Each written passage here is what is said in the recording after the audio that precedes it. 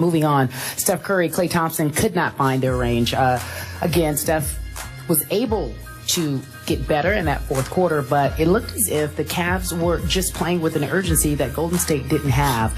And now looking at this as a stat that we just found out, with the exception of overtime after game one, the Warriors have not had led after any quarter this series. They entered the finals as the favorite to win it all, but after game three, our basketball power index say that the Cavs are now favored, Stephen A. So how much trouble are the Warriors in? The Warriors are in a world of trouble. They lose game 4 tomorrow night. They lose the series. It's just that simple. They're not coming back from a 3-1 deficit on the Cleveland Cavaliers. It's a wrap. If the Golden State Warriors lose game 4, they will go to Golden State. They will win game 5 Sunday, and then the city of Cleveland will be celebrating its first ever NBA championship next Tuesday night in game 6.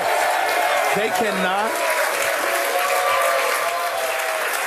The Golden State Warriors cannot lose this basketball game tomorrow night. It is their game 7. It is that simple. They are in a world of trouble. And here's the primary reason why, above all else, above everything that we said, not to be incendiary or derogatory, we just have to call it like we're seeing it thus far.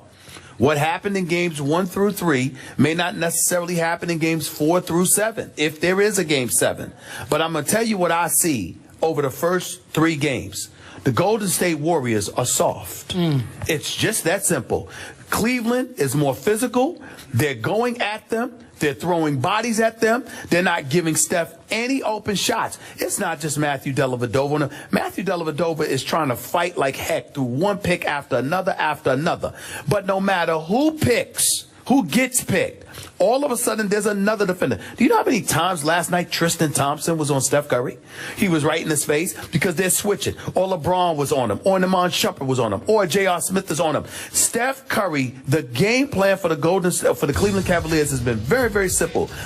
Absolutely, positively no open shots for Steph Curry. I don't care who else you have to leave open. I don't give a damn if they're 5 feet away from the basket. Steph Curry does not get any open three-point shots, period. There is always somebody in front of him. And as a result, Cleveland essentially has dared somebody else on Golden State to beat them. And they have not responded to the physical challenge that the Cleveland Cavaliers have thrown in their face.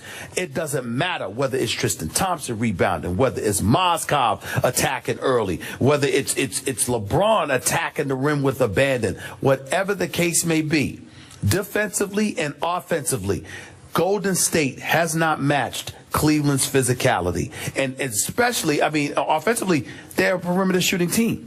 They almost never attack the basket. David Lee comes into the game. I'm talking about he got to the free throw line by himself 5 times. Okay? Nobody else for Golden State was doing that. David Lee was the only guy willing to attack the basket. This is a guy that averaged a double-double. This is a 2-time All-Star. Yeah. This is, I totally, listen, Steve Kerr has done a fantastic job. We're talking about the finals now.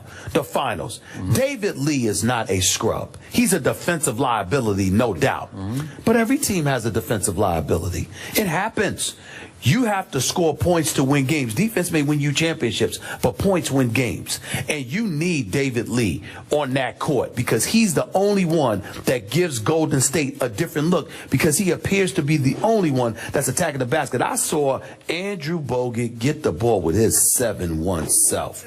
Get the ball literally about 3 feet away from the basket, bobbled it where it took him 2 extra feet away from the basket, but he was still 5 feet away from the basket, and he didn't even think to look at the basket. He threw that bad boy out like it was hot pancakes or whatever it was as quick as he possibly could. No offensive presence whatsoever. You need someone on your front line to force Cleveland to pay attention into the post, and there's only one guy they have that's willing to do it, and that's David Lee. Even if you got to play him with Draymond, you got to play David Lee. You just have to do it. Got it. Back to the question, I agree with you. Obviously, the Golden State Warriors are in a ton of trouble, but you are about to hear, probably all day long and into tomorrow, about how the Warriors are finding themselves now in the same position they were in against Memphis in the conference semifinals. Yep. They were down 2-1 facing Game 4 in the grindhouse. And Steph came out in the first half of that Game 4 and scored 21. And they were up 17 at halftime, the Golden State Warriors, and went on to win that series in 6 games. This ain't the grindhouse, and this ain't the Memphis Grizzlies.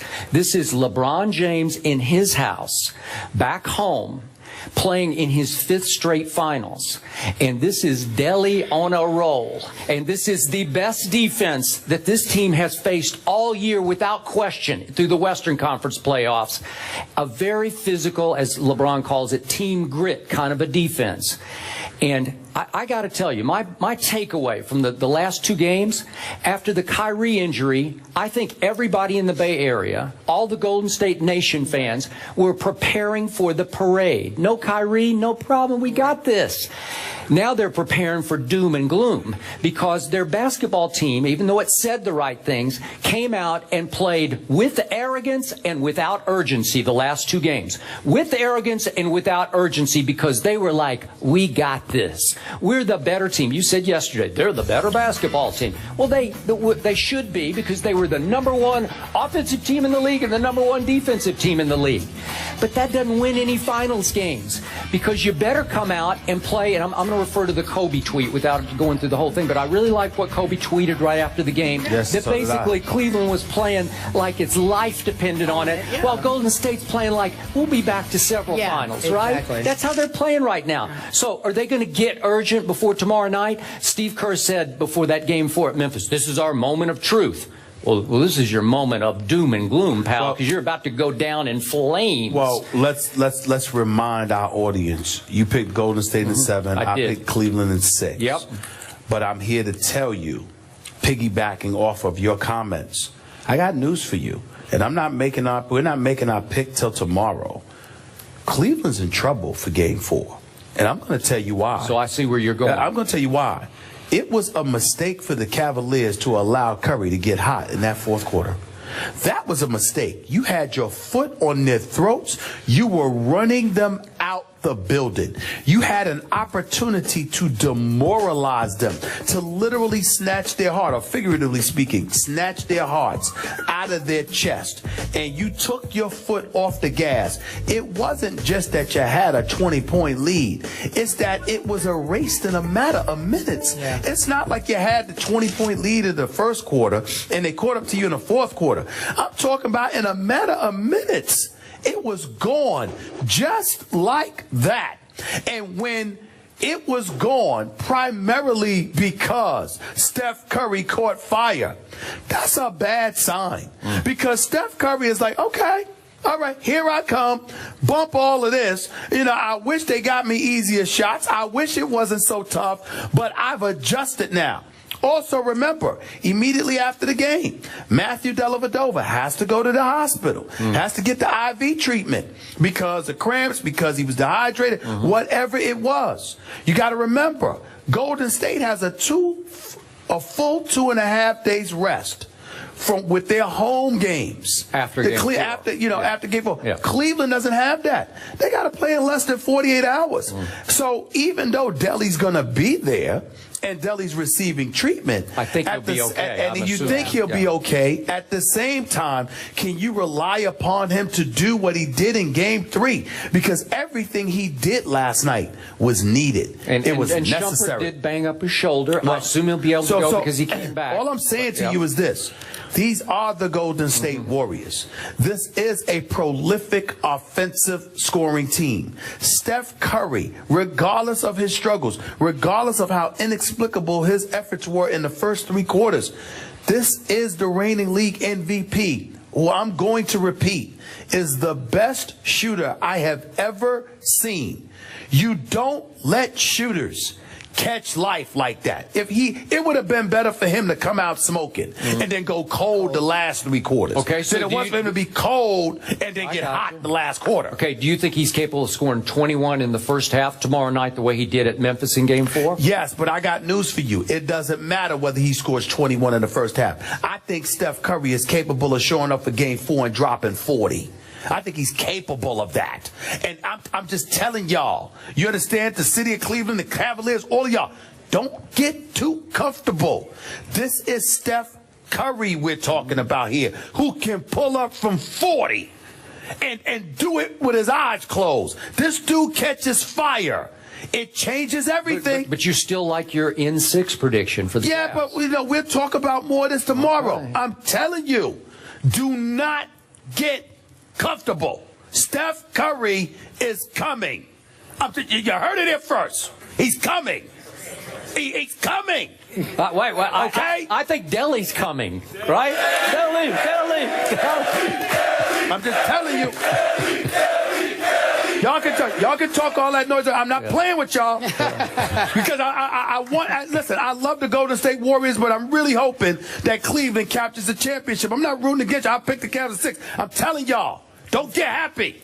Steph Curry is coming. Okay, on that note, Stephen A. says Steph Curry is coming yesterday. Okay. After the game, LeBron talked about how they were motivated. They were playing as if every game mattered. And speaking of every game mattering, there is a game 4. Check it out. NBA Finals continues, folks. Warriors, Cavs. The Cavs look to make a commanding 3-game lead. Wow, that'd be crazy. NBA Countdown chips things off at 8:30. Don't forget to tune in and check that out.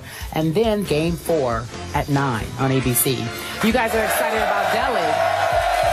Delhi, the defender, is great. On the other side of the break, we're talking about what he can and cannot do.